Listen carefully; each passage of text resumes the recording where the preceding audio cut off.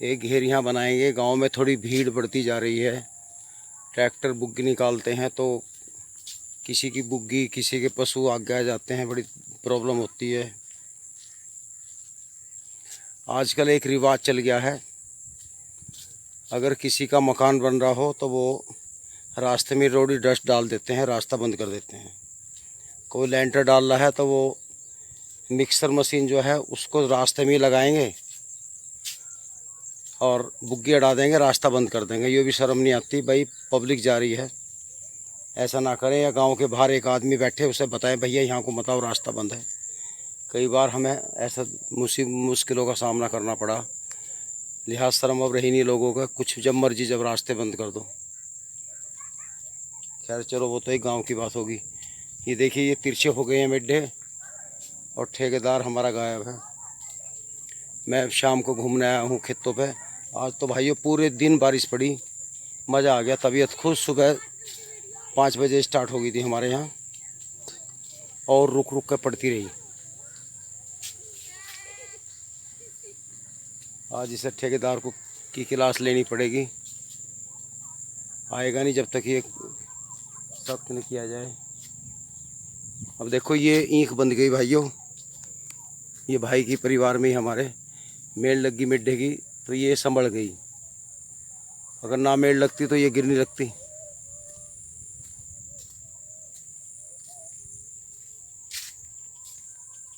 ये हमारी दूसरे की पेड्डी है, दुबरसी, मतलब पिछले साल पौधा था इसमें, ये भी दोबारा पत्ता फिराई आ रही है। मैंने कई साल तक ईंख बांधी, एक बार हम बंधवाया करते थे ठेकेदार से और फिर मैं खुद बांधा करता था, बड़ा जी लगता था। सुबह सवेरा आ जाना और 9-10 बजे लो बंधाई करिए, फिर अपने घर।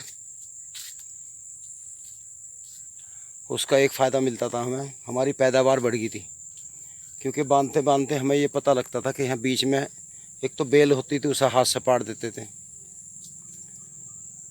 दूसरा, कोई मेड्ढा हमें हल्का लग रहा, कोई दड़िया मान लिया छोटी दिखाई दे रही, तो अगले दिन आके उसमें यूरिया डाल दो या जो भी खाद डालनी थी। तो खाद डालने से फिर वो हमारी दड़िया पूरी हो जाती थी। अब हम धोरा देख लें, धोरे पे घूम कर पाए बहुत तकड़ी खड़ी है, अंदर चाहे बिल्ली लौट रही हो, तो भाई ये पता नहीं चल पाता। इसलिए मैं कहता हूँ भाई, समय निकाल के अपने खेतों में अगर बंदगी ईंख है, मतलब ईंख बंद गई, तो एक बार घूम जाओ, जो बेल है उसे पाड़ दो। वैसा बड़ा पेड़ है कोई खरपतवार का, बुरचुटा, खरेंटी वगैरह जो भी है, मतलब उनको उड़ा दो और सफाई सी हो जाएगी खेत की। अब मैं अगला पौधा दिखाता हूँ आपको भाइयों। ये है हमारा गेहूँ का पौधा, गेहूँ काटने के बाद में बोया था, ये बांधना शुरू कर दिया ठेकेदार ने। अब देखिए मैं इसकी चाल दिखाता हूँ ठेकेदार की। ये देखिए, हमें राजी करने के लिए 2 कूड़ बांध दिए, अंदर से खुली पड़ी है। अब ये 2 कूड़ ऐसी करता है, कल को पहुंच जाएगा या शाम को घरों पैसे मांगने उनको, जी 3-1 हज़ार रुपये दे दो, मुझे खास ज़रूरत है, लड़की की कोसली जानी है, बुढ़िया बीमार है, बाहर ना, काम पे ध्यान नहीं है। ये है धोरा बांध दिया इसका, हम राजी हो गए, चलो भाई हमारे खेत में लग गया। लेकिन ये धोरा बांधने के बाद में गायब हो जाता है। इधर ये दूसरा खेत है गेहूं का, ये भी बंधा जा रहा है।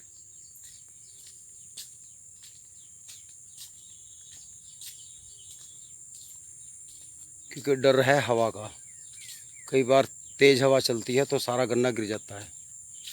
भाइयों हमने 2 आँख का बोया था, देखिए एक धोरे से ब्यांत है इसमें, एक धोरे से गन्ना खड़ा है और 28 इंच पे है। अगली बार बढ़ाएंगे, हम करेंगे 30 इंच। ट्रंच विधि का तो शायद अभी नहीं बो पाएँ, क्योंकि हमें समय नहीं है कि ट्रंच विधि का बो के उसमें बीच में दूसरी फसल कर लें, हमारे और बहुत काम है। इसलिए हमें तो यही अच्छा लग रहा है। फिर ट्रंच के लिए एक छोटा ट्रैक्टर भी चाहिए।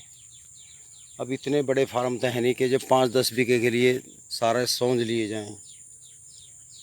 किराए पे करने के लिए कोई गांव में भी ऐसा है नहीं, क्योंकि हमारे यहाँ ट्रंच विधि की बुआई अभी किसी ने नहीं की।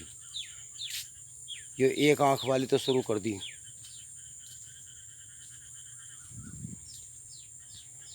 ये भी तिबर सी पेड्डी है हमारी।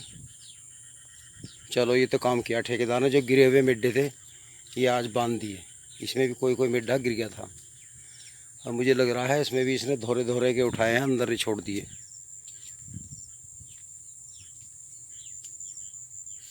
तो दोस्तों अब मैं वीडियो को विराम देता हूँ। आप भी अपनी फसल का ध्यान रखिए। वैसे एक भगवान का शुक्र है, हमारी गन्ने की फसल में कोई किसी किस्म का रोग नहीं दिखाई दे रहा, ना पेड्डी में ना पौधे में। इसका कारण है हमने एक तो शुरू में की थी कोरोजन, और फिर हमने 60-65 दिन के बाद, मतलब ये लगा लो जब मिट्टी चढ़ाई थी, फटेरा, और बीच में 1-2 और भी कीटनाशक की है, स्प्रे भी किया, और खरपतवार नाशक दवाई का भी स्प्रे किया।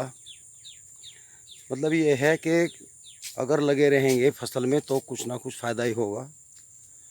कुछ मेरे भाइयों की ईंख मैंने देखी है, गन्ना ऊपर से बैठ सी गया, बढ़वार रुक गई है, और एक चोटी सी ऐसी रुक गई कि उसमें झुंड की तरह हो गया। तो ये रोग बहुत जगह है, ये वहाँ है जहाँ किसान ने शुरू से अपनी कीटनाशक का खास ध्यान नहीं दिया। तो ये बहुत ज़रूरी है, समय पर ध्यान दें।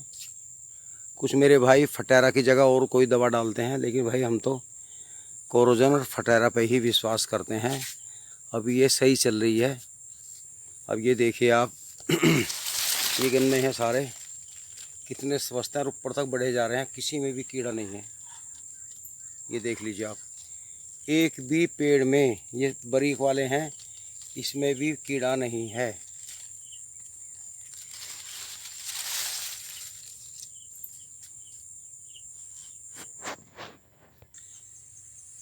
ये दूसरा खेत है, ये भी स्वस्थ है।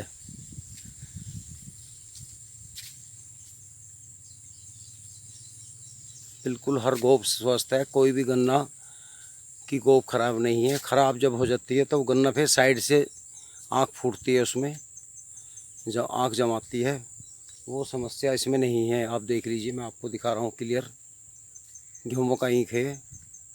और ऐसी पेड्डी है हमारी, मैं पेड्डी में भी दिखाऊंगा आपको। किसी किस्म का रोग अभी तक नहीं है। अब आज अगस्त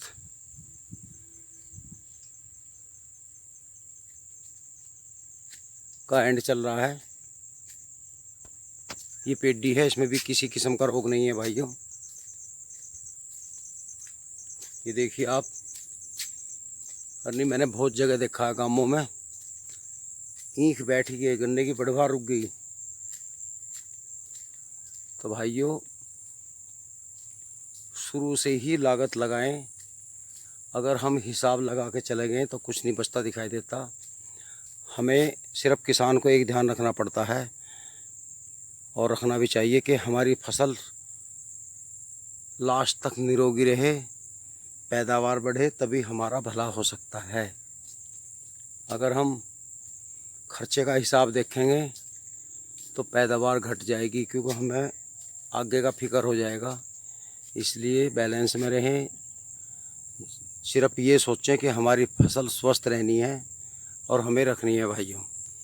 तो दोस्तों बात अच्छी लगी हो, वीडियो अच्छी लगी हो तो ज़रूर लाइक करना, और कमेंट में बताना कोई दिक्कत हो आपको। मेरे लायक जो भी होगा मैं आपकी मदद को तैयार हूँ। नमस्कार।